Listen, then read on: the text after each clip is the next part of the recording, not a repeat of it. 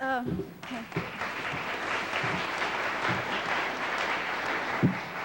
This is a tremendous honor, and I second all of Tina's thanks. And I also want to thank Independent Television Service, who funded the project, and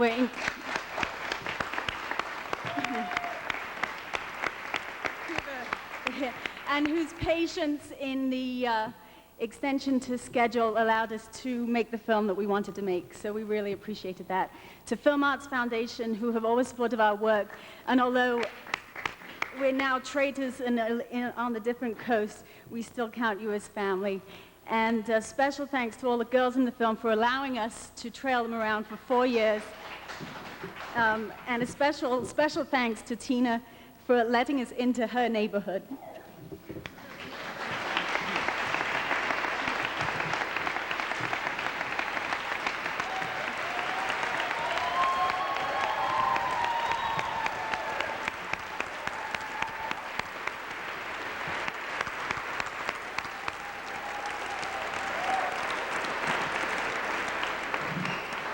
Congratulations. Did someone leave their camera? Is this your camera? Yeah? You want to come back and get it? I'll take a picture of you up here. We're almost there, and we'll slowly get there. Here, no, wait, right there. Come on! The hell with them. They got plenty of time. Thank you very much.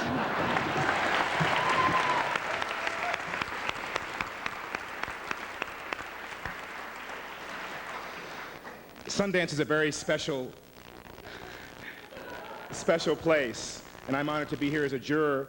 And I hope that all of you, as audience members and critics and producers and directors and grips and people who love film are also honored to be here. The films that are chosen for the Sundance Film Festival are chosen by you and I, people just like you and I. And although I have come to be a juror this year and have viewed over 20 films, some of which I loved, some of which I hated, I still respect the fact that it took guts, courage, a lot of love, and few pennies to make the films that are in this festival. It's very hard to balance the commercial and the creative and the commercial. Usually they do not go together. But somehow Sundance struggles to manage both of these arenas, and I think does a fairly wonderful job.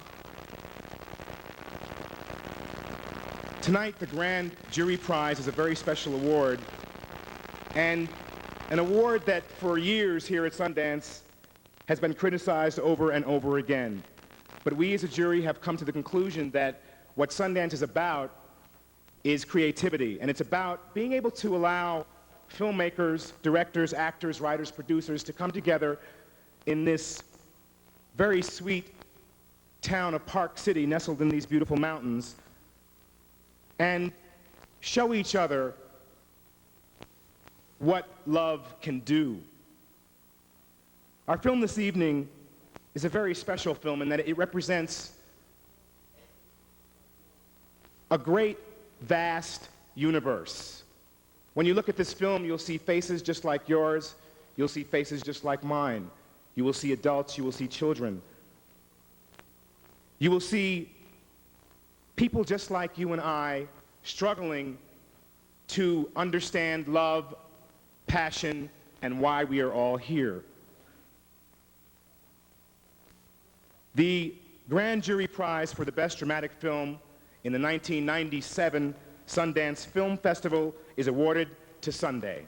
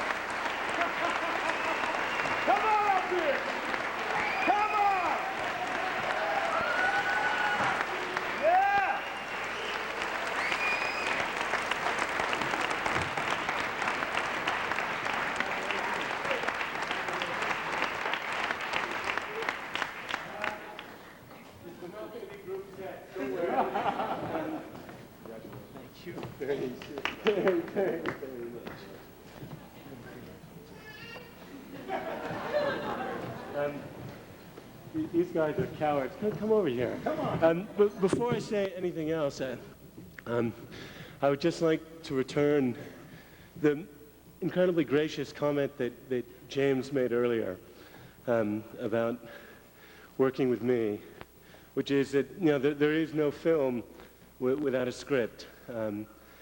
And James is a writer and a poet of extraordinary talent and grace and generosity. And also, as a human being, it doesn't stop. So thank you very much, James. This is very much shared with James. Alex Madigan, who's helped shepherd the project from the very beginning, and Jed Alpert and DJ Paul, who are producers who obviously are instrumental. But this is not a thank you, by the way. This is just an acceptance of this award. Hang on, oh, here we go. I'd just like to say that I accept this award on behalf of all these people. On behalf of them and on behalf of everyone else who worked on this film. People are under a strange misconception that filmmaking, well, I mean, they're not under the misconception that filmmaking is about usually outrageous egos, but when it works even a little bit, it's about people who actually enjoy working with each other.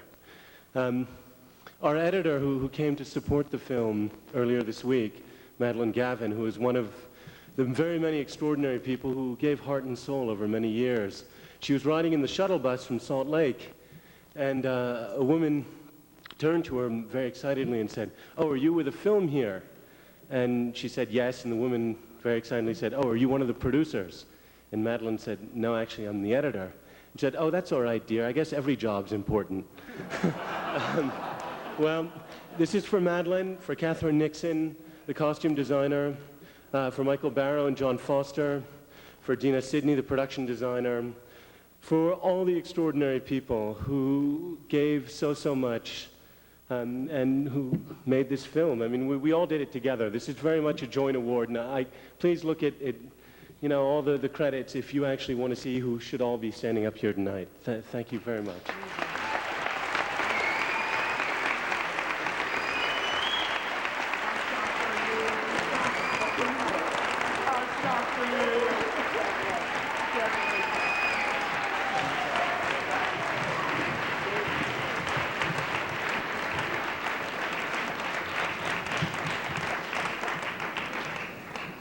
Hello. Thank you all again for attending. The support of the independent film community and our partners from the corporate and foundation community make this festival what it is. Congratulations to all the award winners. Congratulations to all the filmmakers. We'd now like to re-invite all the award winners back up on stage and give them a special round of applause. And my heartfelt gratitude and congratulations to all the filmmakers at this year's festival.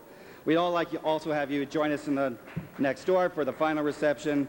This is the final time this week you'll actually have to see me on stage. Thank you.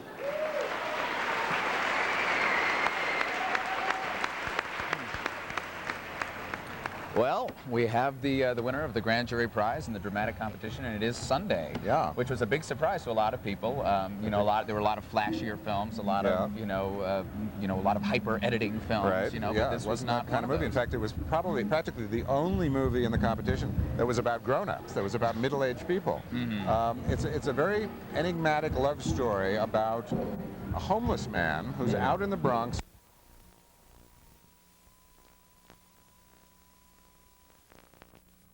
I think we have a clip of the film, and we're going to go to it right now. Yeah, it started off as a short story, set it actually in London before I moved to the States, and